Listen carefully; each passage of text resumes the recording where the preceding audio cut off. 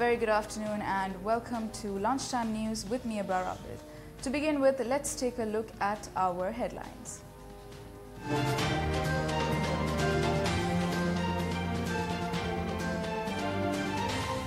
Rupee depreciates once again against the US dollar.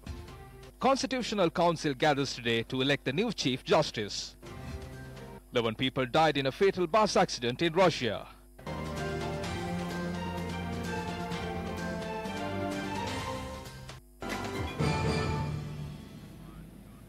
Now in our lead story, the Constitutional Council convened today to appoint a new Chief Justice.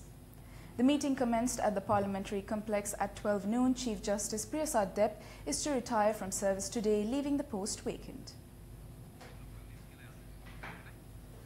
More in local news, the value of the rupee against the US dollar has hit a record low today. Selling price of the rupee against the US dollar is recorded at 173 rupees and 20 cents at the Bandar Naika International Airport. The rates recorded at Commercial Bank also stands at 173 rupees and 20 cents. Independent judicial systems that work has shown extraordinary results in Asia. Let's now take a look at a special report that has far-reaching implications. I was in South Korea recently for a different purpose, but I couldn't help notice what was going on whilst there. President Lee Myung-bak, who was president of Korea between 2008 and 2013, received a 15-year jail term for corruption. But he was not alone. There are 3 other Korean presidents who also been jailed at some point. President Park Geun, who was the president from 2013 to 2017. President Chun Do, who was president from 1980 to 88. And President Roh Tae, who was president from 88 to 93. All received jail terms for corruption and/or embezzlement. And that's not all. In Korea, their independence of their judicial system that followed economic prosperity, which saw Korean fortunes change from being one of the poorer countries in the world to being the 4th largest economy in Asia and the 11th largest in the world, came the independence of their judicial system. And it has also seen top corporates being jailed for their part in corruption and embezzlement. In Sri Lanka, we have had neither presidents nor prime ministers convicted or jailed.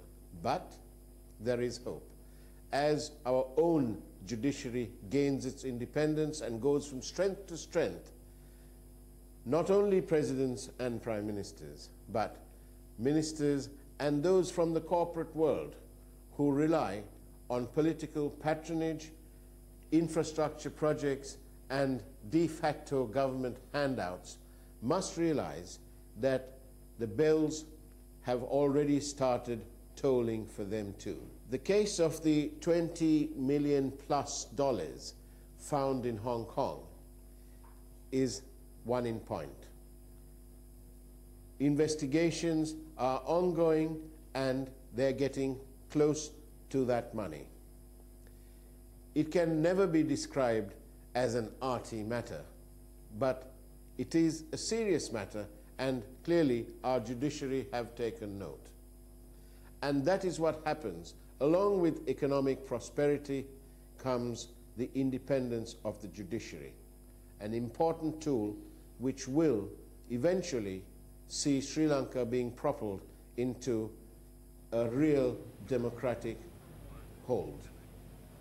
Minister Arjuna Ranatunga announced the government's policy with regard to the Trincomalee oil tank farm while addressing Parliament today. The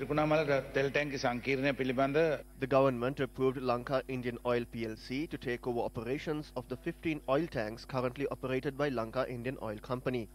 A subsidiary will be established for the joint development of the 85 other oil tanks located in the upper area of the Trincomalee oil tank farm.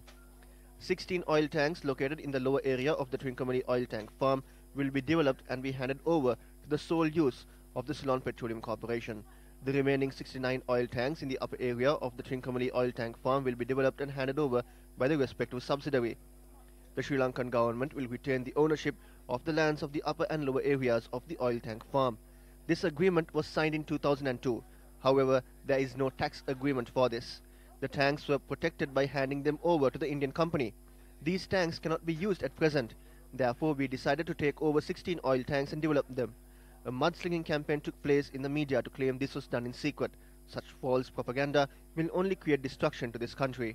මෙවුවා හොරෙන් ගෙදෙනවා කියලා මෙව හොරෙන් දීලා නැහැ අපි කියනවා. මේ වගේ බොරු ප්‍රචාරය කරන්න එපා. මොකද ඒකේ විනාශය වෙන්නේ මේ රටට. The first Qatar Visa Centre was opened today in Sri Lanka, which will be followed by 3 other countries in November 2018.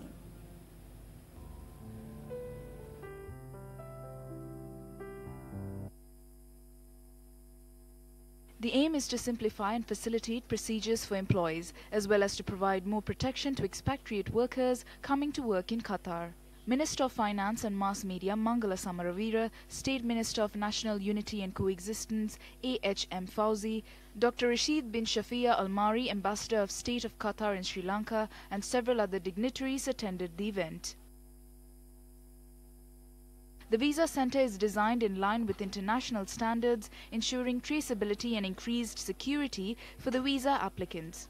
The centre operates between 8:30 a.m. to 4:30 p.m. from Monday to Friday. An elephant was killed after it fell into a canal in the Muhunukatha area in Valikanda. Area residents said the elephant fell into the well last evening. The diseased elephant has had a wound in its leg and was treated by the wildlife officials few days ago. The elephant was frequently seen at the Somavatiya Forest Reserve and was around 30 years of age and 8.5 meters tall. The post-mortem examination was conducted by the Giritali Veterinary Office. One person was injured when a car collided with a train plying from Alutgama to Gaul. The accident had occurred near the Wakanugada unprotected railway crossing. Our correspondent said the driver of the car sustained injuries and currently receiving treatment at the Karapitiya Teaching Hospital. He further noted the car was dragged for 75 to 100 meters after colliding with the train. Area residents said a gatekeeper was not present at the time of the accident.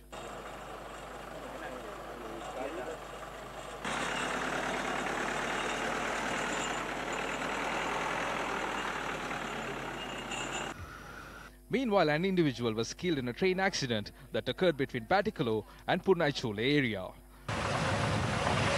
Police said the accident occurred last night when the victim was run over by a train plying from Colombo to Batticaloa. The remains of the 68-year-old deceased were handed over to the relatives following a post-mortem examination.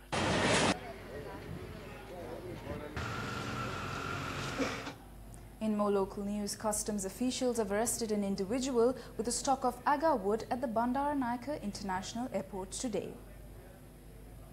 The suspect has attempted to smuggle the stock of agar wood to Dubai around 2 a.m. today.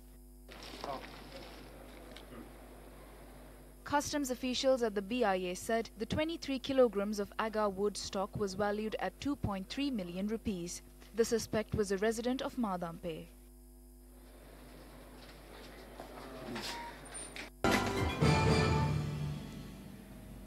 Deputy Leader of the UNP and the Minister of Housing and Construction, Sajid Premadasa, attended an event held in Valasmulla, Hambantota. The minister laid the foundation stone for the Youth Services Bridge constructed adjoining Valasmulla and Kirima Ara. The bridge will be constructed using funds of the Ministry of Housing and Construction at a cost of 41.11 million rupees.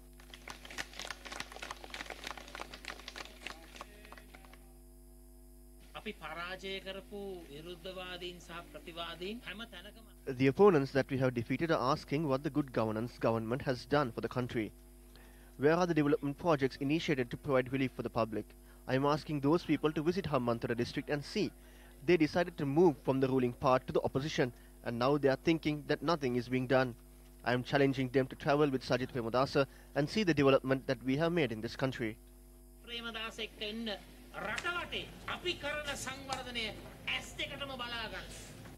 And that is all the news for this hour. Join us again at 1:55 p.m. for the latest news updates. For the News First team, I am Abrar Abid. Good afternoon and take care.